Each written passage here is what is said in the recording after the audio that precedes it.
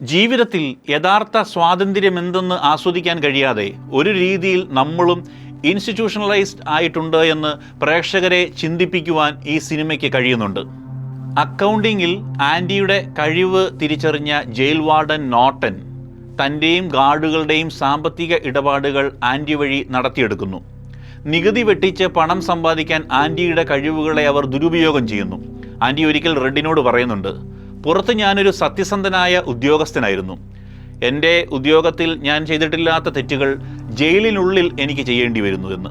Parole നൽകുന്നതിൻ്റെ ഭാഗമായുള്ള ചോദ്യം ചെയ്യലുകൾക്കായി red വീണ്ടും അധികൃതരുടെ മുന്നിലേക്കെത്തുന്നു. എന്നത്തെയും പോലെ ചോദ്യങ്ങൾ അവർ ആവർത്തിക്കുന്നു.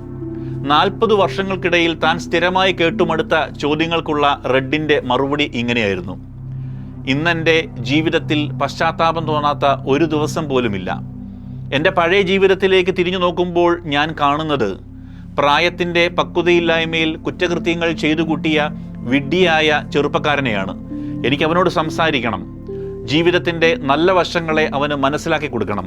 പക്ഷേ അതിന് കഴിയുമെന്ന് തോന്നുന്നില്ല. ഇന്നെന്നിൽ വാർദ്ധക്യം മാത്രം ബാക്കിയാക്കി. ആ ചെറുപ്പകാലം എന്നിൽ നിന്ന് നഷ്ടമായിരിക്കുന്നു. ഇനി നിങ്ങളുടെ ചോദ്യത്തിന് ഞാൻ മറുപടി പറയുന്നതിൽ അർത്ഥമില്ല. എൻ്റെ പരോളിനായുള്ള അപേക്ഷ നിങ്ങൾ തള്ളിക്കളഞ്ഞുകൊള്ളൂ. എനിക്ക് അത് ഇനി വേണ്ട. നിങ്ങളുടെ തമാശയ്ക്കായി കാത്തിരിക്കാൻ എനിക്ക് സമയമില്ല.